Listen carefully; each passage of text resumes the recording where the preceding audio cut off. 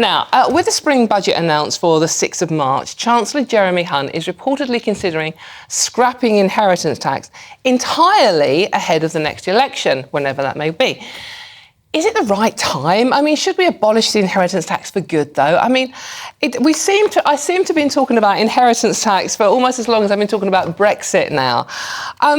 But is it finally time that we get rid of it? I'm going to come to you first, Daniel, on this one. It's the death tax. There are some countries that don't have it. We charge 40%. It's quite a high rate. Just get rid of it. No one will notice. Well, the argument for getting rid of inheritance tax is that it's a cruel and unusual tax that falls at a time that's determined by death, and it falls mainly on people who are neither very rich nor very poor. So the really rich people are clever and have access to means of largely avoiding it. Exactly. Whereas the people whose main asset is a house or something like that, and what's left of savings, end up paying it.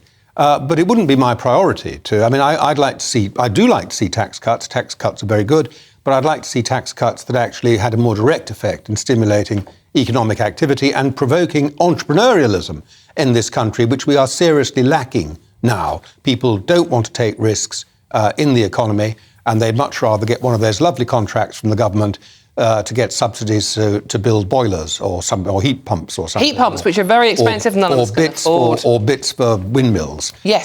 And then they don't have to worry about risk because the government's going to pay them anyway.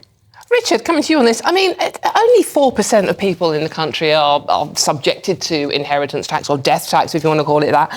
So is it something that, is it almost a bit like the Rwanda scheme? It's a bit like something that everyone thinks we should be talking about, but none of us are really that bothered about? Yeah, I mean, I would expand inheritance tax. I think it's a good tax. It's a tax... Oh, OK. Yeah, I mean, it's a tax on unearned wealth.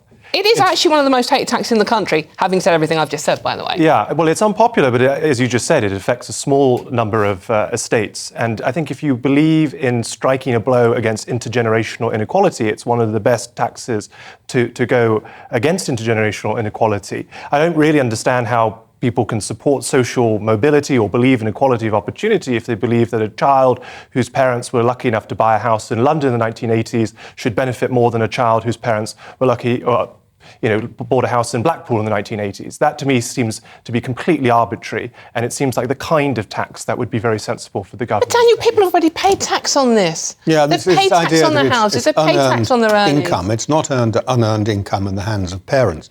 And the way Richard talks about it, of course, he sees a radical disjunction between the child and the parent, whereas those of us of a more conservative disposition see parents and children and continuing generations as part of something very valuable called a family.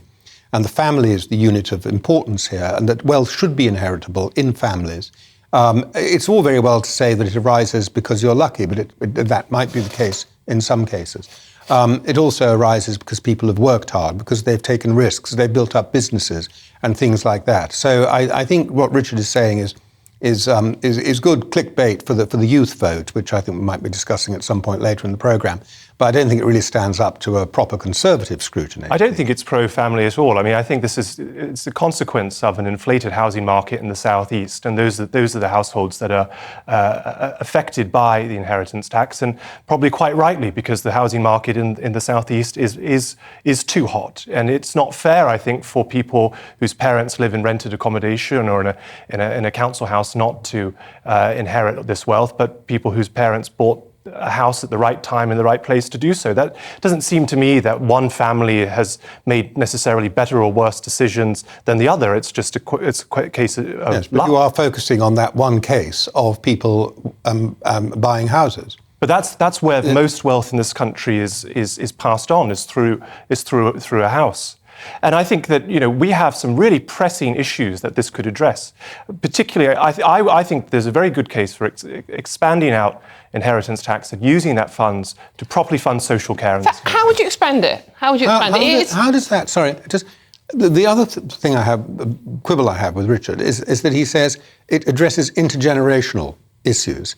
So the implication is that you take money off older people, old enough that they're dead, off dead people, and you give it to young people. But now, first of all, that never happens in government. There's never a hypothecation of taxes so that you can be certain they go to a particular beneficiary, if you like. The second is he's now talking about giving it into social care, which is essentially another form of social care consumption currently by is old hypothecated people. in council tax, because at the moment county councils and unitary councils can raise extra funds to fund social care, but this creates But all it's not kinds a of youth inequalities. market, is it? Sorry? It's not actually youth that are living in social care. No, this is what I'm saying, is that if you know, the intergenerational issue is that some people will benefit from a question of luck, of chance, of nothing, not of their own doing, and often not even in the case of their parents' own doing. It may just be that their parents lived in the right place at the right time. And I don't see how that, if we believe that everyone in the country should have a fair start and that people should have a good, equal chance to succeed in life, I don't see how we should say, well, people whose parents were in this circumstance should be made a millionaire if their parents lived in London. So how would you level it out, though, Richard? How would it work if you were in charge? Well, if I was to think about expanding it, I would, you know, at the moment you don't pay anything on inheritance of £500,000 or less if it goes to a child or a grandchild. I think that those kind of exemptions should be looked at and possibly lowered.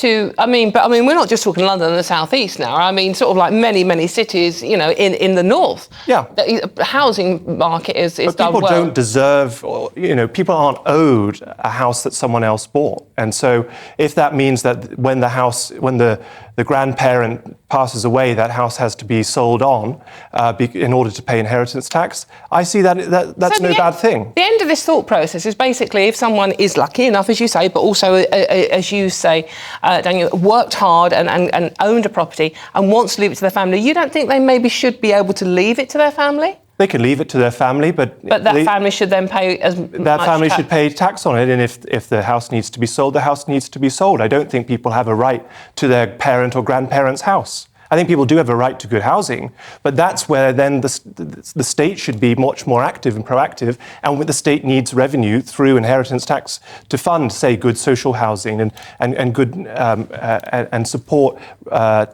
the ability of people to get access to housing regardless of what their parents or grandparents This all sounds a bit mean to me, Daniel. It doesn't sound like it's actually supporting the family and encouraging people to work hard. No, it's not. It's not. And exactly that. It's based on this sort of radical individualism that each person is, in each generation is a unit in themselves, whereas many of us would actually rather see the core unit here as the family, and the importance of strengthening family, and the idea that property actually descends through a family. Now, that might mean that some people who are undeserving, you might say are undeserving, inherit money that they wouldn't otherwise get. I mean, somebody might be a terrible old drunk and inherit money that, and spend it all on rubbish or whatever.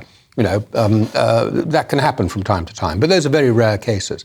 I think that the whole notion that wealth can descend through a family is really, really important to social cohesion.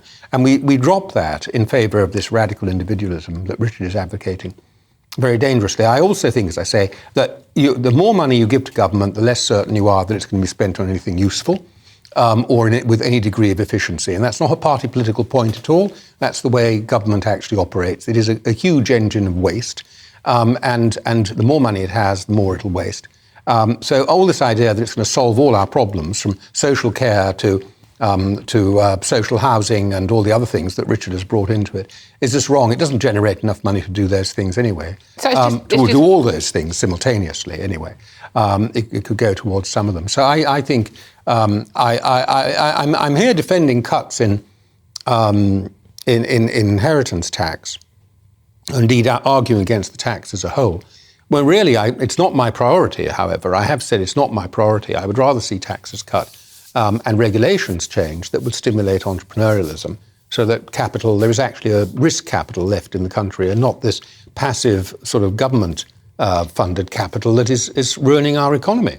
What do you say? And destroying our productivity. I completely reject this characterisation that my position is bounded in some kind of radical individualism. For me, the main unit is the nation, is society, and that people... As opposed to the family? That I think that from the perspective of what government does when it taxes and looks after us all, we should be thinking about Of course, we want to look after our own families, but we should also be thinking about the country and the nation that we live in and wanting to look beyond just helping our immediate families to thinking about the people who live down the street or live in possibly in completely different parts of the country, because when they succeed, all families succeed. And if we just say, well, the only people I'm going to look at in this very myopic view is just the people in my immediate family, then actually I think that we have a real problem with wider society.